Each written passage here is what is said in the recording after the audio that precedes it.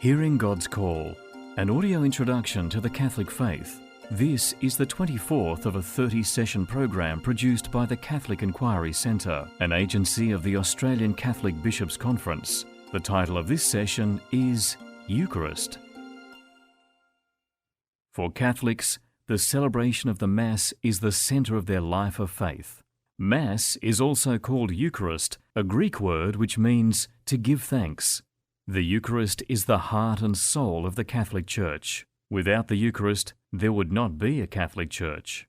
The Eucharist has its origins in the Last Supper, when Jesus shared the Jewish Passover meal with the apostles on the night before he was crucified.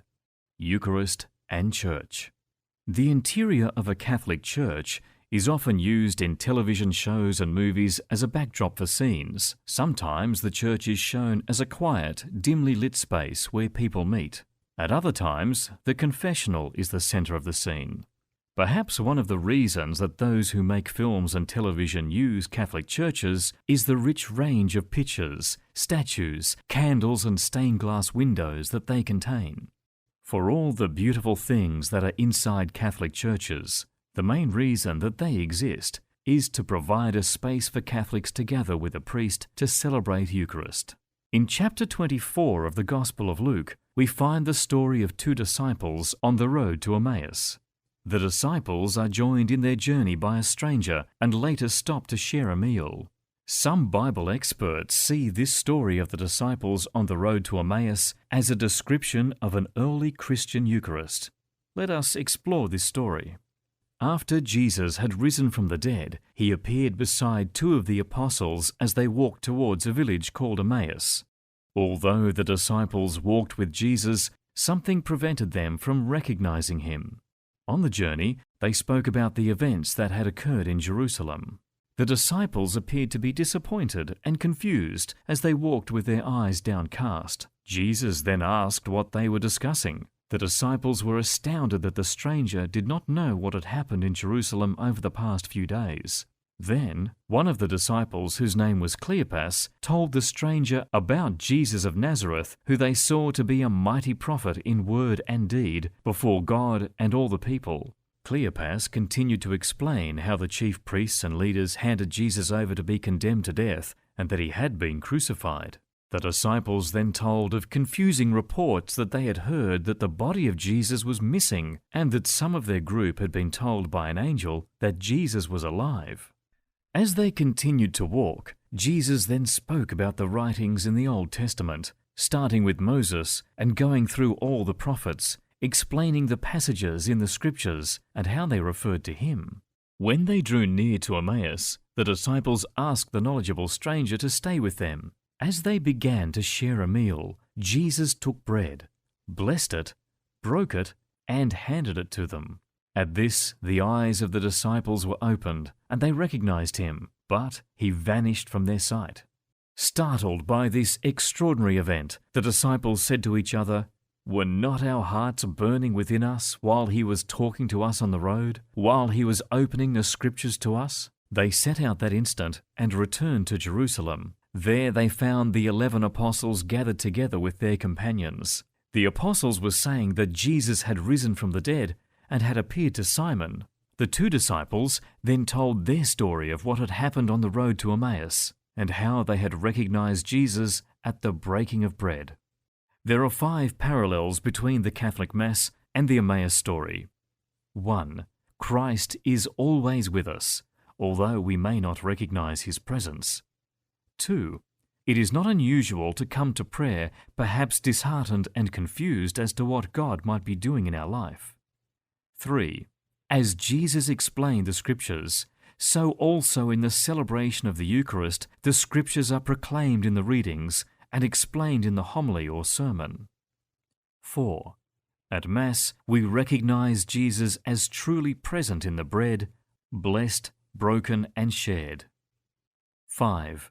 When the disciples recognized Jesus as the risen Lord, they returned to Jerusalem to tell the others. When we recognize the risen Lord in the celebration of the Eucharist, we are also invited to tell others the good news that Jesus is risen from the dead. Christ present in the celebration of the Eucharist. At Mass, Catholics become aware of Christ's presence in 5 ways. Firstly, Christ is present in the priest who represents Christ crucified and risen. Secondly, Christ is present through his word when the scriptures are proclaimed. Thirdly, Christ is especially present at Mass when the priest pronounces the words of consecration and the bread and wine become Christ's body and blood. Fourthly, Christ is present when the community gathers to pray and sing, as he promised in the 18th chapter of Matthew, "For where 2 or 3 are gathered in my name, I am there among them." Fifthly, Christ is present in a special way when we receive Holy Communion at Mass. We now set aside some time for personal reflection. You might want to press the pause button and spend some time either writing or drawing your response to each of the 3 questions. Question 1. What stands out for you in the Emmaus story? Question number 2. List examples of when you have experienced the presence of Jesus. And question number 3. At the meal, Jesus took bread, blessed it, broke it, and handed it to the disciples. At this, their eyes were opened and they recognized him. Think of an event in the last couple of days when, through the actions of another, you recognize that God was really present with you. A film on DVD that might help to explore Eucharist or the Mass is Pieces of April. Made in 2003, this film was directed by Peter Hedges and stars Katie Holmes. In the United States, Thanksgiving and the Thanksgiving dinner are holiday events in which Americans appreciate their blessings no matter how hard life can be. Many films show this holiday.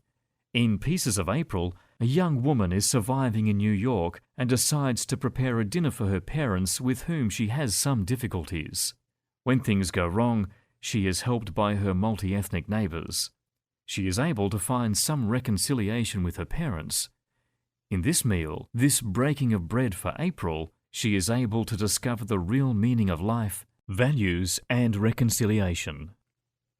We conclude this session with a reading from Ezekiel chapter 34, verses 15 and 16. I myself shall pasture my sheep. I myself shall give them rest, declares the Lord. I shall look for the lost one, bring back the stray, bandage the injured, and make the sick strong. I shall watch over the fat and healthy. I shall be a true shepherd to them.